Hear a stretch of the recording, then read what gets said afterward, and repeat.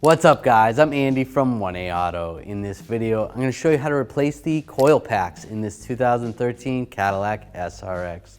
If you need these parts or other parts for your vehicle, click the link in the description and head over to 1aauto.com. When doing this job, it's a good idea to disconnect the battery. So the battery is located under here. You want to push down on these little lock tabs. There's two on this side and two on the other side. And you can lift this up. Just slide this out of the way. Now the negative terminal is on this side. I'm going to use a 10mm wrench. Loosen this up. Wiggle it, set it aside. I can either leave that hung over like that or just leave that on the side like that. There's a screw right here. I'm going to use a T30 socket extension and ratchet. Take that screw out.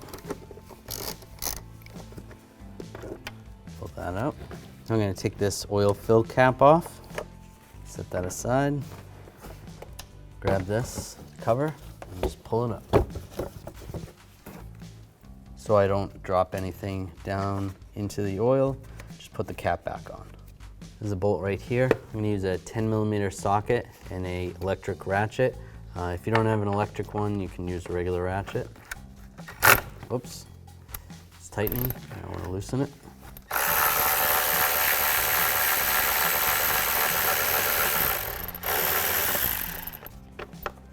That's good. The bolt's going to stay. It's a caged bolt. So leave that there. Next, I'm going to just slide this off right here, this hose.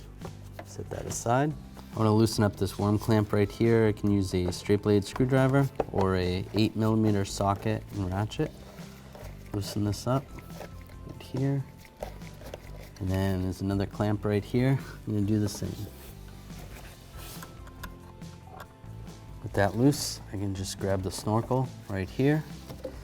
And then on the back side, pull it up. And there's a little grommet on the back side of here. Just pull up on that. Just like that.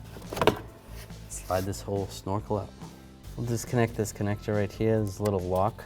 Pull that lock and then push down on the tab. Disconnect that connector. And there's a little retainer right here. Just slide that out of the way. On the map sensor, we're going to do the same. Push down. Disconnect the connector. I want to disconnect this hose. This hose goes to the evap purge valve. So just push down on this lock while you're actually pushing up, and then we'll slide the hose out. It's a little bit tricky. Disconnect that. And slide that out of the way. Put that over there. In the back of the purge valve, there's a connector. So there is a little lock tab on the connector. You're gonna pull that lock tab out. This little red thing here. Trying to see if this one's broken. Yeah, so this one has a piece that's broken.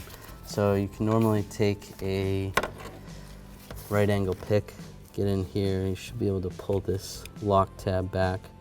And then you can push down on the button, disconnect the connector. You need to remove this bolt right here. It's attached to a bracket that is attached to the power steering hose in the back here. So just use a 10mm socket and a ratchet. Remove that. Pull that out, just set that aside. All right, there's a hose right here that needs to be disconnected. I'm going to disconnect this on the valve cover. There's a little tab you slide over and then you slide it up. I'll show you what that tab looks like. So right here, you're just going to push on that tab and that will slide up. You don't necessarily have to take this off. You could just leave it connected to the intake, but this is how that tab works. You just push on that little lock and slide it up. To get this off, you just twist it to the side and lift it up. But you don't have to take that off. All right, now I'm gonna remove this vacuum hose that goes to the brake booster. I'm gonna use some hose clamp pliers to squeeze this clamp. You could use some needle nose pliers. Right angle needle nose pliers would be better. But I'm gonna use these. Just slide that right there. Squeeze that, move that to the side. And I'm just gonna use a right angle pick to get underneath the hose, loosen it up.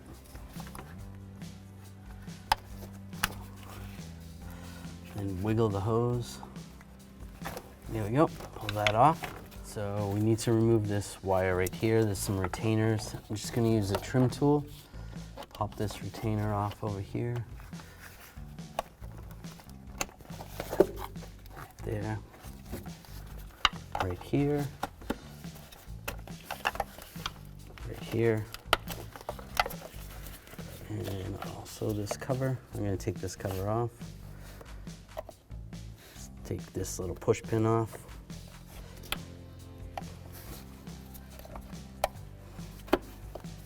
Just like that. I'm gonna take this bolt out right here. I'm gonna use a 10mm socket extension and an electric ratchet. You can use a regular ratchet.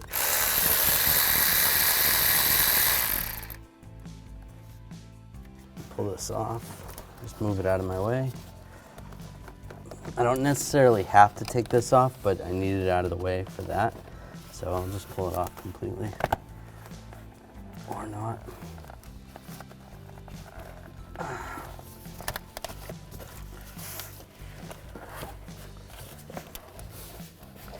There we go. Just slide that out of the way. Remove these two bolts. I'm gonna use a 10mm socket and a ratchet.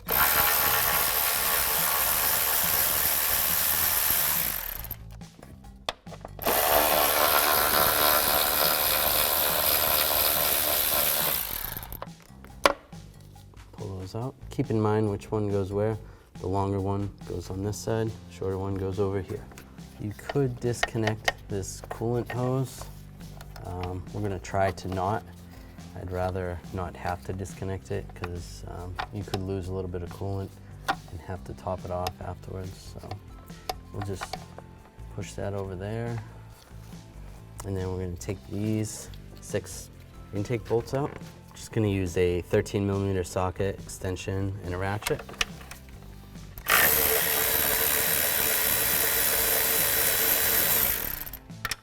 Double check, make sure those are all loose. You can slide them out if you want, or you can leave them in. Probably easier to just slide them out. And these should be all the same size. You can double check. Yep, they're all the same size. Now we can grab the intake, slide it up, slide it underneath this hose, just like that. You know, if you had trouble sliding it out from there, disconnect that coolant hose, but just easier to leave it connected. Now I'm going to remove this gasket. Just slide it up. Just try not to drop any of the dirt in there. We're just going to cover this up with some rags. We don't want anything dropping in there. You can put the rags in like that if you prefer. You can just cover the whole thing up. Just so if you drop a bolt, it won't go in there. So whether you're doing spark plugs or coils, you needed to remove that intake plenum to access the back coils and plugs. We did that first before we proceeded with this job. Disconnect the connector right here. I want to use a right angle pick. Pull out that lock a little bit and then push down on the tab. Slide the connector out. I'm going to use a 10mm socket and a ratchet. Remove this bolt.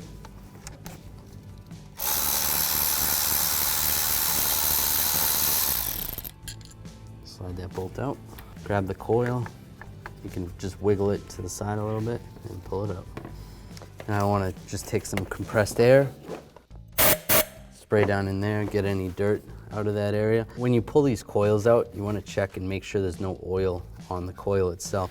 Sometimes you'll have oil in the spark plug valley.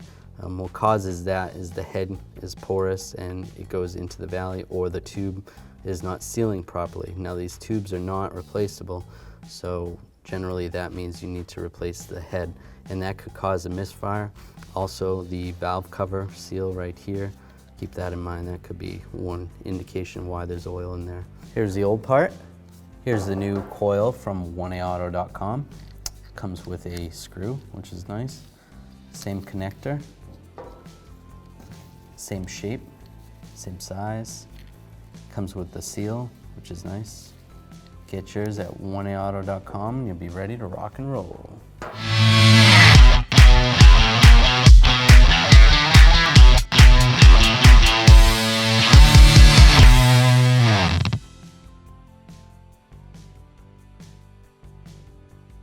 Before I install the coil, I can just take a little dielectric grease, make sure it's the appropriate type of dielectric grease made for ignition systems.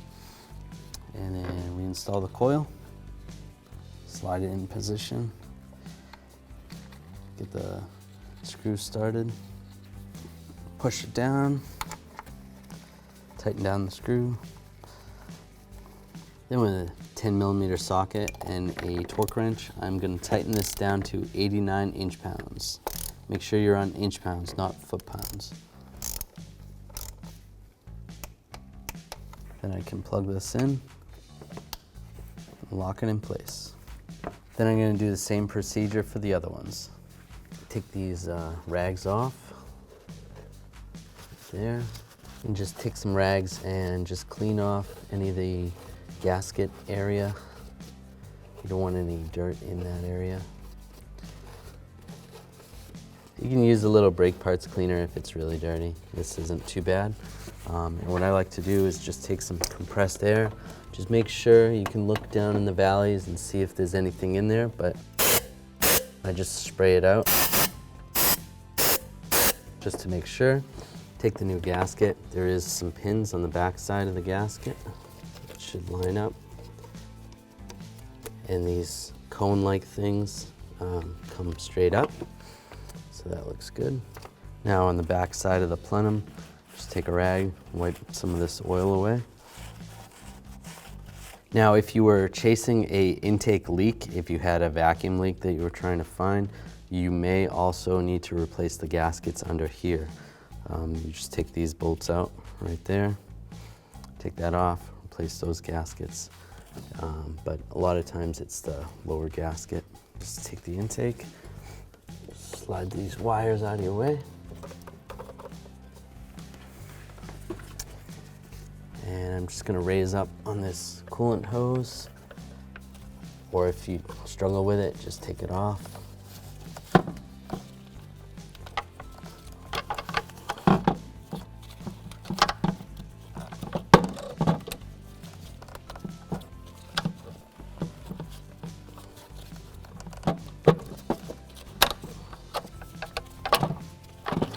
And it's lined up like that. You can check underneath, make sure everything's lined up down below, and it looks good. Take the intake bolts, get these all started.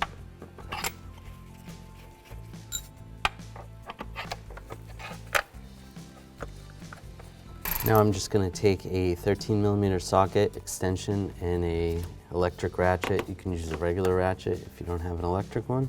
And I'm just going to snug these all up, and then I'm going to torque them after. Now I'm going to use a torque wrench with a 13mm socket. I have to torque these down in a specific order to 18 foot-pounds. So that's number 1. This is number 2. Number 3 is right here. Number 4 over here. Number 5.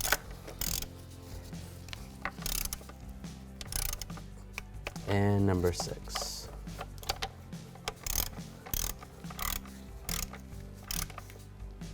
Now once I do that, I have to go back through one more time and just double check them in the same order.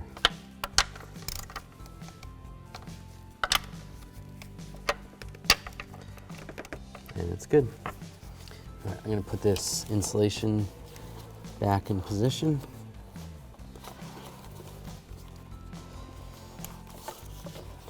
Sometimes this is a little tricky to get on. All right. The reason for this installation is actually because the high pressure pump is very noisy. So it covers up the noise, or helps cover up some of the noise, the tapping sound. Kind of sounds like a lifter, but it's really just the high pressure pump. And there we go. Put the bolt back in. Right there. And take the push pin, slide the push pin back in, and then I'll snug up that bolt. I'm just going to use a 10mm socket extension and an electric ratchet. Snug it up. Reattach this wiring harness. It's going to get pushed through right here and right here. And this back one, there's a little retainer right there. Push that on. And we'll take this wire connector, connect the map sensor, lock it in place. I'm going to hook this up before I hook up that brake booster. Just push this down, give it a twist, and then reattach it to the back valve cover. Lock it in place. Just move the wire out of the way. That's good. Now we can secure the brake booster vacuum hose right there. Now I'll use these hose clamp pliers. You can use needle nose. Reposition that, make sure that's on secure. Now this bracket for the power steering line, I'll just take this little bolt, get this started right there. Tighten this down. Just take a 10mm wrench and just snug it up. Not too tight. Here's the connector for the evap purge solenoid right there. The solenoid valve. Lock that in place and lock the connector down. We can take this hose.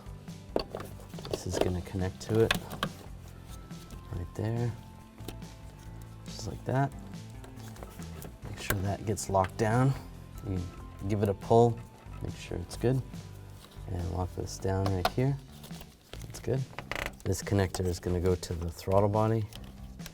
Slide that in position, lock it down, and then this retainer goes right here over that hose.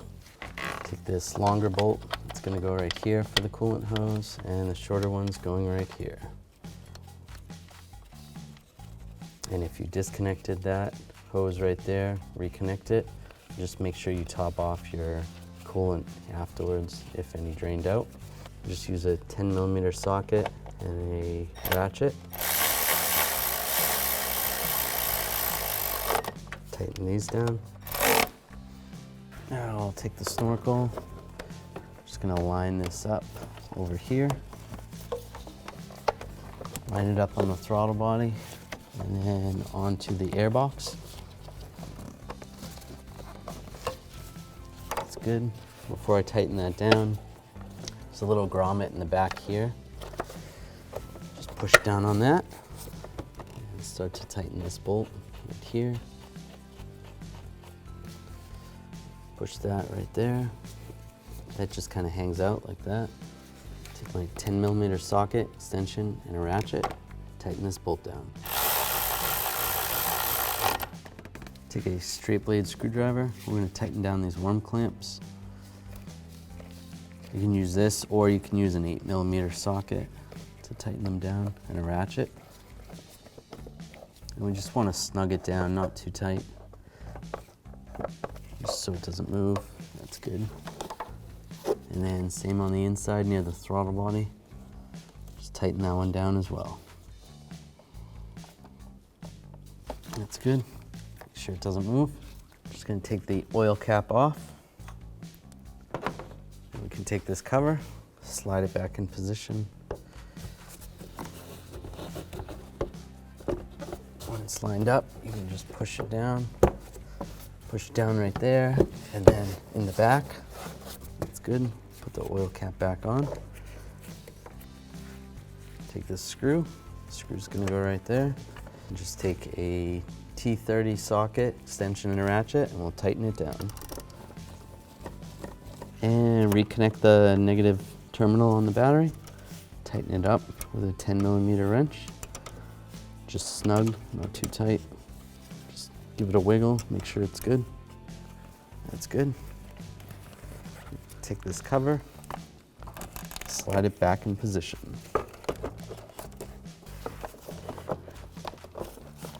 And lock it down. Thanks for watching. If you want the parts to do it yourself, check out oneaauto.com, the place for DIY auto repair.